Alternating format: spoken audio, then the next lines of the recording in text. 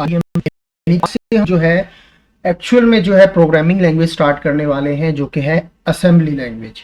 तो सबसे पहले प्रोग्रामिंग लैंग्वेज होता क्या है, जल्दी जल्दी इसको मैं इलेबोरेट करने की कोशिश करूंगा। प्रोग्राम लैंग्वेज एक्चुअली जो है set of words, symbols, codes जो प्रोग्राम के अंदर लिखे जाते हैं वो प्रोग्राम लैंग्वेज कहलाते हैं। ठीक है, तो मुख्तलिफ प्रोग्रामिंग लैंग्वेजेस अवेलेबल हैं डिफरेंट प्रोग्राम्स लिखने के लिए, और दो मेन अकसाम है, मेजर कैटेगरीज हैं प्रोग्रामिंग लैंग्वेज की: low level language, high level language. Low level language वो कंप्यूटर प्रोग्रामिंग लैंग्वेजेस हैं जो हार्डवेयर के करीब तरीन है और ह्यूमन लैंग्वेज से दूर तरीन है। ठीक है, और ये लो लेवल लैंग्वेज जो है इसमें आ जाती है मशीन लैंग्वेज, असेंबली लैंग्वेज। ये दो मेजर लो लैंग्वेजेस कहलाती हैं। तो असेंबली लैंग्वेज ही हम पढ़ने जा रहे हैं। तो मशीन लैंग्वेज एक अंडरस्टैंड कर लेते हैं कि लैंग्वेज की वो किस्म जिसमें इंस्ट्रक्शंस जो हैं वो बाइनरी में लिखी जाती हैं, यानी कि 0101 में आप प्रोग्राम लिखेंगे, कोड लिखेंगे, जो कि बहुत एक डिफिकल्ट टास्क है। और ये ऐसी एक लैंग्वेज है जो डायरेक्टली कंप्यूटर जो है इसको अंडरस्टैंड करता है, इसलिए ये फंडामेंटल लैंग्वेज ऑफ कंप्यूटर भी कहलाती है। और जब इस लैंग्वेज में प्रोग्राम लिखा जाता है तो हाई लेवल की निस्बत ये प्रोग्राम बहुत फास्टेडली एग्जीक्यूट होता है। और ये जो है प्रोग्राम जो लिखा जाता है इसमें ये मशीन डिपेंडेंट होता है, यानी कि हर कंप्यूटर का अपना मशीन लैंग्वेज कोड होगा 0101 का। ठीक है ना, क्योंकि प्रोग्राम मशीन डिपेंडेंट जो है, तो मशीन लैंग्वेज को समझना बहुत मुश्किल है। राइटिंग और इसे मॉडिफाई करना बहुत टाइम लगता है इसमें। तो इसकी प्रोग्रामिंग को समझने के लिए बंदे के पास वास्ट नॉलेज होना चाहिए। अब बात करते हैं असेंबली लैंग्वेज जो हम पढ़ने जा रहे हैं। तो असेंबली लैंग्वेज भी एक लो लेवल लैंग्वेज है, ये एक स्टेप हायर है मशीन लैंग्वेज से। ठीक है, असेंबली लैंग्वेज जो है ये सिंबल्स पर मुश्तमिल होती है जो कि बाइनरी कोड की जगह पे इस्तेमाल किए जाते हैं। ये सिंबल्स, इनका एक स्पेसिफिक नाम है, न्यूमेनिक्स कहलाते हैं, यानी कि MNEMO नीमो, NICS न्यूमेनिक्स कहलाते हैं। फॉर एग्जाम्पल सब है, SUB सब इंस्ट्रक्शन है, ये यूज की जाती है दो नंबरों को सब्ट्रैक्ट करवाने के लिए। असेंबली लैंग्वेज का दूसरा नाम सिंबॉलिक लैंग्वेज भी है। प्रोग्राम जो भी हम असेंबली लैंग्वेज में लिखते हैं वो इजीली बाद में हम इसको मॉडिफाई और राइट कर सकते हैं as compare to machine language. Machine language का डिफिकल्ट होता है। तो असेंबली लैंग्वेज मोस्टली जो है सिस्टम सॉफ्टवेयर बनाने के लिए इस्तेमाल की जाती हैं, और इसको जो है सेकंड जनरेशन लैंग्वेज भी कहा जाता है। ठीक है, तो आई होप सो कि ये छोटा सा इंट्रोडक्शन जो है ये असेंबली का आपको समझ में आ गया होगा। अब हम जरा चलते हैं एक्चुअल इसके सिंटैक्स की तरफ कि ये लिखी कैसे जाती है। ठीक,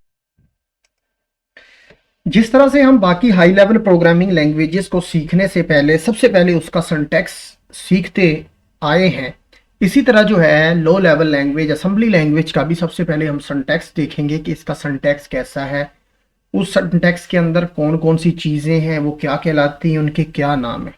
ठीक है, एक बात याद रखना कि चीज़ें वही हैं जो हाई लेवल लैंग्वेजेस में आप सिंटैक्स में पढ़ते आए हैं, लेकिन उनका कहीं कहीं पे थोड़ा सा उनका नाम जो है वो चेंज है। ठीक है, और थोड़े से असूल कवानीन तब्दील है। तो सबसे पहले हम बात करते हैं कि असेंबली लैंग्वेज का प्रोग्राम चलता कैसे है। तो इसके प्रोग्राम को एग्जीक्यूट करने के लिए एक असेंबलर इस्तेमाल होता है। ठीक है ना, तो असेंबलर इसके प्रोग्राम को रन करता है। तो सबसे पहले स्टेटमेंट का कॉन्सेप्ट देख लेते हैं। प्रोग्राम्स की जो इंस्ट्रक्शंस लिखते हैं उन इंस्ट्रक्शन को स्टेटमेंट कहा जाता है। ठीक है ना, एक लाइन पे जो भी एक इंस्ट्रक्शन होती है उसको स्टेटमेंट कहते हैं। हर स्टेटमेंट को जो ट्रांसलेट करने वाली चीज होती है वो असेंबलर ट्रांसलेट करता है उसको मशीन कोड में, और इसको हम असेंबलर डायरेक्टिव भी कहते हैं। असेंबलर कुछ खास का काम परफॉर्म करता है, जैसे कि मेमोरी एलोकेट करके देना, मेमोरी स्पेस की एलोकेशन, वेरिएबल की क्रिएशन वगैरह, ये सारा काम जो है असेंबलर का है। Instructions and directives have 4 field. अच्छा, भी कोई भी इंस्ट्रक्शन जो असेंबली लैंग्वेज की होती है या जिसको हम डायरेक्टिव भी कहते हैं, इंस्ट्रक्शन का दूसरा नाम जो है वो डायरेक्टिव है, तो उसकी 4 मेन फील्ड्स होती हैं। सबसे पहली फील्ड जो है, ये 4 फील्ड नेम, ऑपरेशन, ऑपरेंड्स और कमेंट, ये डायरेक्टिव या इंस्ट्रक्शन या स्टेटमेंट, ये इन चार फील्ड्स के ऊपर मुश्तमिल होती है। ठीक है, तो इसके अलावा एटलीस्ट वन ब्लैंक और tab character must separate the field, यानी कि यहाँ पे एक टैब करेक्टर को यूज करेंगे जो कि इन फील्ड्स को क्या करेगा, अलग करेगा एक फील्ड से दूसरी फील्ड को। तो the fields do not have to be aligned in a particular column but they must appear in a above order. ये देखिए एग्जांपल देख लें नीचे भाई, कि ये सामने जो है ये आपको ये एक स्टेटमेंट है। ठीक है, यानी कि स्टार्ट, ये जो स्टार्ट ये देख सकते हैं आप, मूव ये एक ऑपरेशन है, ये CX का एक रजिस्टर है, और 5 जो है ये कांस्टेंट पड़ा हुआ है। ठीक है, और बीच में कॉमा लगा हुआ है, और ये जो सेमी कॉलन लगा के इनिशियलाइज काउंटर लिखा हुआ है ये कमेंट है। तो ये ध्यान में रखना, नेम क्या है, स्टार्ट है, ऑपरेशन मूव है, ऑपरेंड क्या है, CX रजिस्टर है, यानी कि CX ये एक लूप के लिए इस्तेमाल हो रहा है, रजिस्टर, और है कितने बिट का रजिस्टर, ये 2 बाइट का, यानी कि 16 बिट का रजिस्टर है, ये X लिखा हुआ है। ठीक है, अगर L होता है तो ये 1 बाइट का होता, लेकिन यहाँ पे 16 बिट का है, यानी कि लो और हाई दोनों साइड इसमें मौजूद है, और 5 कांस्टेंट है, यानी कि 5 टाइम चलेगा ये लूप, इनिशियलाइज काउंटर कर दिए। Here are name are consist of the label start। तो यहाँ पे ये जो स्टार्ट है ना, इसका दूसरा नाम नेम तो है ही, लेकिन इसका नेम, लेबल का नेम क्या है, स्टार्ट है। The operation is move the operands are CX and 5। तो यहाँ पे आप देख सकते हैं क्लियरली है, the operation is move the operands are CX, यानी कि ये डिटेल लिखी हुई है इसकी, सही है। तो एक एग्जांपल है असेंबलर डायरेक्टिव की, ये मेन फंक्शन है, जिस तरह से C++ के अंदर आपने देखा है, C के अंदर देखा है, या किसी भी लैंग्वेज के एक मेन फंक्शन होता है। तो यहाँ पे जो मेन फंक्शन का नाम होता है वो मेन, और आगे ये प्रोसीजर होता है, प्रोसीजर को रिप्रेजेंट, प्रोसीजर का मतलब क्या है, फंक्शन ही है असेंबली लैंग्वेज में। तो ये उसका पहले 4 लेटर यूज किए हुए हैं, प्रोसीजर। तो main is the name and the operation field contain procedure, this particular directive create a procedure called main. Okay, तो ये समझ में आ गई। अच्छा, अब जरा इनको हम डिटेल डिस्कस करें। सबसे पहले नेम फील्ड थी, जो अब ऊपर हमने सिंटैक्स में देख के आए। ये पूरे का पूरा जो सिंटैक्स है ये एक इंस्ट्रक्शन का सिंटैक्स है, और ये बीच में उसके छोटे छोटे 4 पार्ट्स हैं। तो सबसे पहला पार्ट है नेम फील्ड, इसको डिस्कस करते हैं। नेम फील्ड जो है ये इंस्ट्रक्शन के लेबल को रिप्रेजेंट करता है, यानी कि प्रोसीजर का किसी भी फंक्शन का नेम। प्रोसीजर से आपने बस ज़हन में बिठा लें, लिख लें, प्रोसीजर का मतलब क्या है, फंक्शन है। ठीक है, किसी भी फंक्शन का नेम हो सकता है, किसी भी वेरिएबल का नेम भी हो सकता है, ये नेम फील्ड। ठीक है, the assembler translate names into memory address. जो असेंबलर होता है वो इसे इनको ट्रांसलेट करता है नेम्स को, किसमें, मेमोरी एड्रेस में। नेम्स कैन बी फ्रॉम, कहता है वो ये जो नेम है इसका नाम कहां से कहां तक रख सकते हैं, 1 से 31 कैरेक्टर्स तक इसको रख सकते। वेट, तो यहाँ पे आप देख सकते हैं कि इसमें जो है consist of letters, digit and the special characters जो हैं इसमें आ सकते हैं। ये देखें, embedded blanks are not allowed. ठीक है ना, it if a period is used it must be the first character. names may not be begin with the digit. The assembler does not differentiate between upper and lower case in the name. Okay, example देख लेते हैं, example of legal names. तो ये जो है देखें आप, ये लीगल नेम है, काउंटर है। ठीक है, फिर उसके बाद आगे नीचे उन्होंने सम अंडरस्कोर ऑफ, आगे डिजिट्स लिखा हुआ है, ये भी वैलिड है, लीगल है। डन जो है आखिर में उसके क्वेश्चन मार्क लिखा हुआ है, ये भी वैलिड है। आगे डॉलर का साइन लगा के नंबर्स लिखे हुए हैं, ये भी वैलिड है। टेस्ट लिखा हुआ है, ये भी वैलिड है। ओके, अब जो इलीगल नेम है, जो अंडरस्टैंड नहीं कर पाएगा, एरर आएगा, ठीक है ना। तो बीच में ब्लैंक स्पेस नहीं होनी चाहिए। सीधा वेरिएबल लेबल नेम वो डिजिट के साथ नहीं शुरू होना चाहिए। और आगे जो है ये डॉट जो नॉट फर्स्ट करेक्टर नहीं होना चाहिए। ओके, तो you and me contain illegal character, and ये भी नहीं होना चाहिए। ओके, अब आते हैं जरा दूसरे पार्ट के ऊपर, operation field. For an instruction the operation field contains a symbolic operation code, जिसको क्या कहते हैं? अच्छा, ऑप कोड आपने नाम सुना है, it stands for operational code, operation code, symbolic operation code, ठीक है ना। तो फॉर एन इंस्ट्रक्शन यानी कि जो मेन ऑपरेशन जो परफॉर्म होने वाली, जो मेन इसका जो होगा अपना सिंबल, उसको क्या कहते हैं? Op code. ऑपरेशनल फील्ड में कौन सी चीज आती है? ऑप कोड आ जाता है। तो असेंबलर उसको ट्रांसलेट करेगा सिंबॉलिक ऑप कोड को मशीन लैंग्वेज ऑप कोड में। Op code symbols often describe the operations functions. For example move हो गया, ऐड हो गया, सब हो गया, ये सारे ऑप कोड कहलाते हैं, ठीक है ना। तो in an assembler directive the operation field contains a pseudo operation code, pseudo op, ठीक है। Pseudo ops are not translated into machine code. Rather, they simply tell the assembler to do something. For example, the procedure pseudo op is used to create a procedure. तो ये देखिए यहाँ पे clear cut उसने बता दिया है कि जो assembler डायरेक्टिव है ना, op pseudo op operational field जो है वो सूडो ऑप पर मुश्तमिल होती है। कोड सूडो ऑप्स ये are not translated into machine code, rather they simply tell the assembler to do something. For example, the used to create a procedure, ठीक है ना। ये मतलब कि नहीं होता, सिर्फ एक डायरेक्शन देती है कि क्या होना है, ठीक है ना, प्रोसीजर। इसके बाद अगली फील्ड है ऑपरेंड फील्ड। वो तो ऑपरेशन देख लिया कि मूव, किसी भी डेटा को मूव करवाना है, जमा करवाना है या सब्ट्रैक्ट। अब ऑपरेंड फील्ड में क्या, उसमें ऑपरेंड आ जाएंगे। फॉर इन जैसे द ऑपरेंड फील्ड में specify the data that are to be acted on the operation. तो यहाँ पे देख सकते हैं आप, NOP stands for no operands does nothing, यानी कि जब ये NOP आ जाएगा इसका मतलब क्या है? कोई भी ऑपरेंड नहीं है इसके अंदर।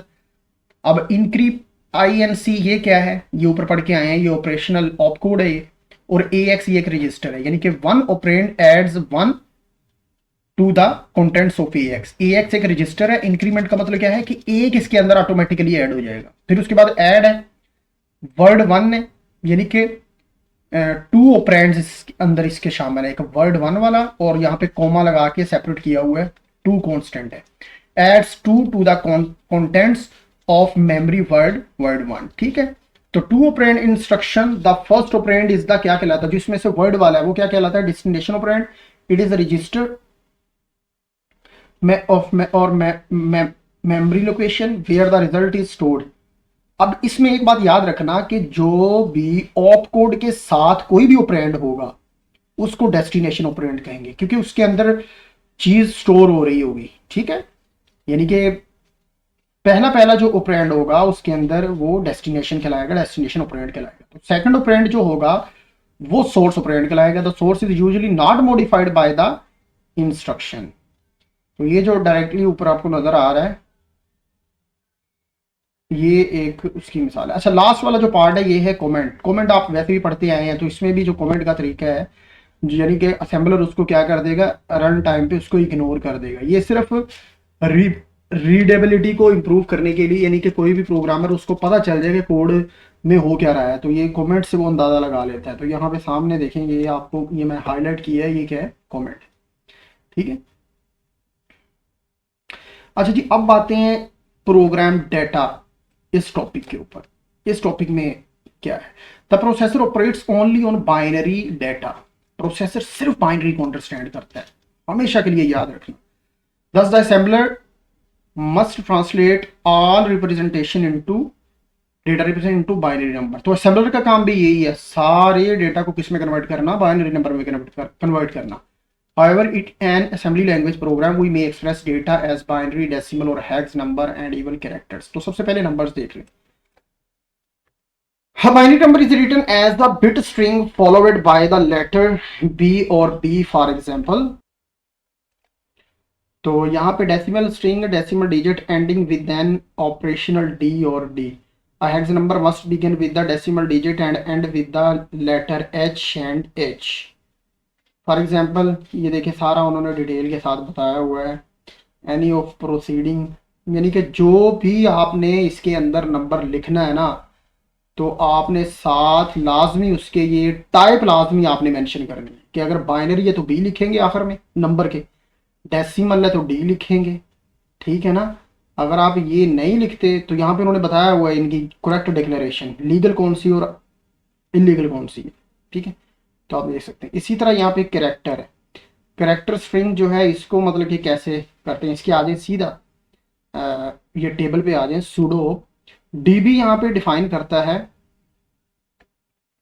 Character string must be enclose in a single and double quotes. ये जो ए डबल कोटेशन में है और जो स्ट्रिंग है एक से ज्यादा कैरेक्टर पर मुश्तमिल है, ये सिंगल कोटेशन में इसको बंद करना है। इनटू देयर कैरेक्टर्स जो है इनको आस्की कोड में जो है ट्रांसलेट किया जाता है, जो आस्की टेबल हमने पहले पढ़ा था मिड में। तो देयर बिटवीन ए जो है इसका आस्की कोड क्या है 41H हेक्साडेसिमल में, तो ये इसको इस तरह से ट्रीट करता है। तो आगे देखें जी डेटा को कैसे डिफाइन किया जाता है। सूडो ऑप्स क्या है इसके, stands for define byte, define word, आगे डी डी डिफाइन वर्ड,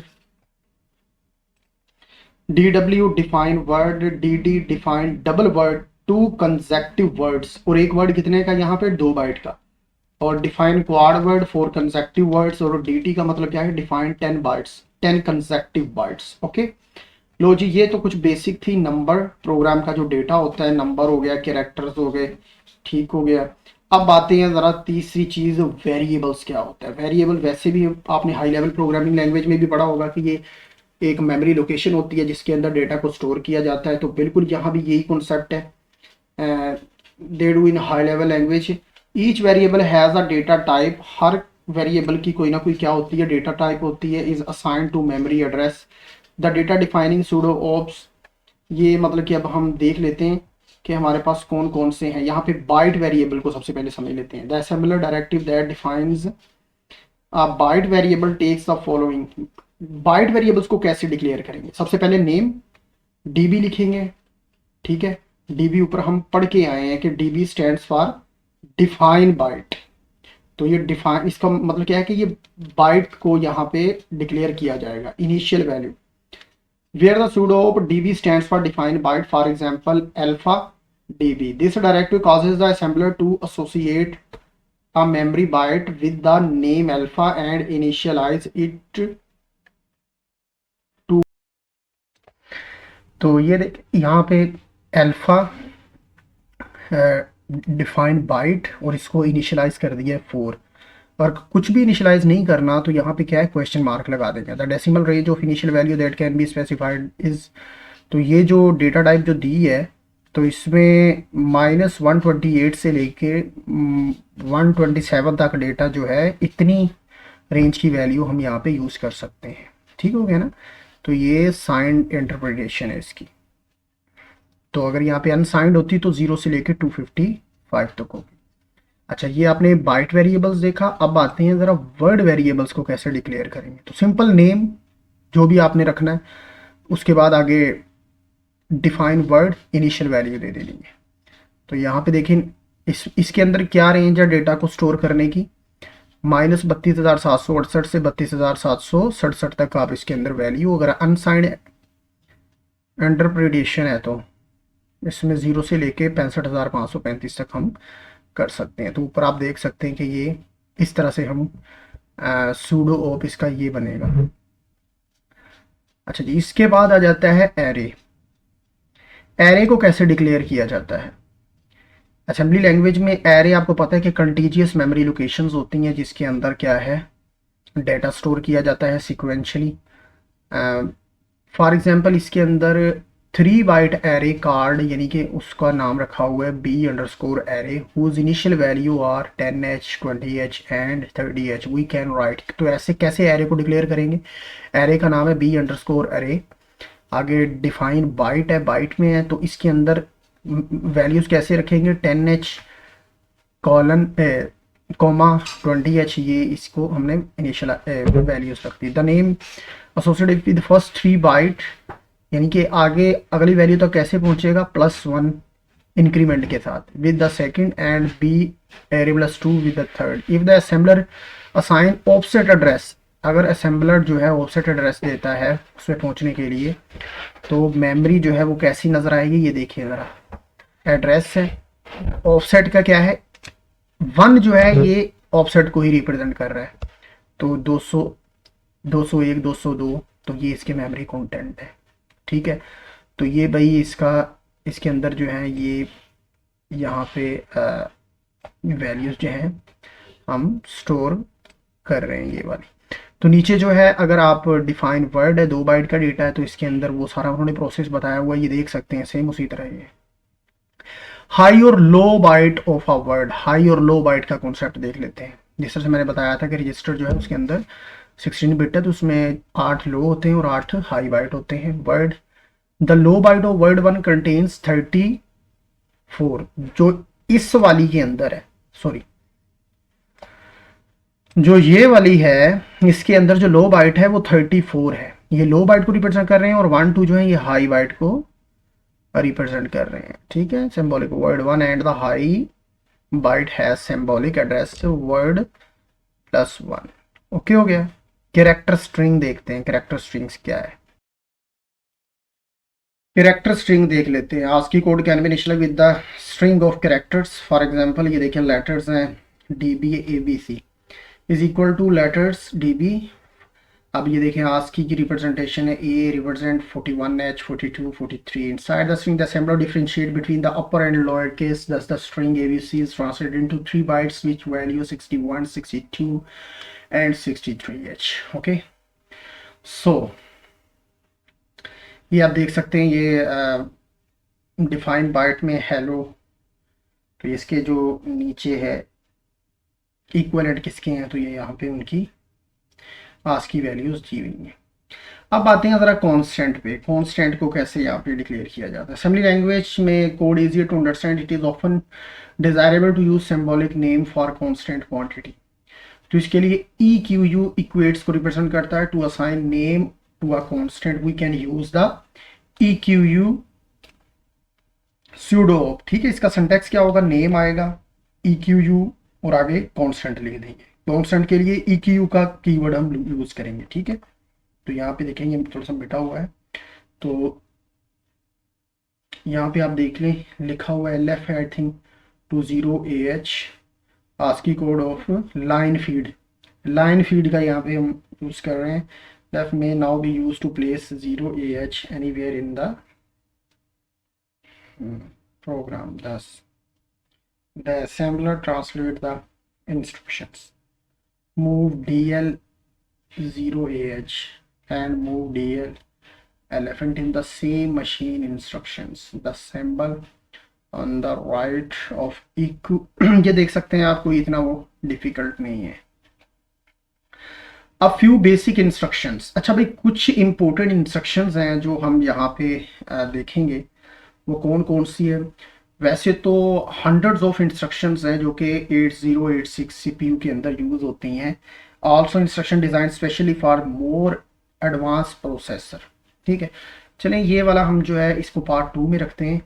4.5 जो है ये हम नेक्स्ट वीडियो में इसको यूज़ करेंगे। ठीक है ना, ये हम नेक्स्ट वीडियो में देखते हैं कि अपना ये इसको किस मकसद के लिए कैसे जो है इसको हमने करना है, कौन सी फ्यू बेसिक इंस्ट्रक्शन।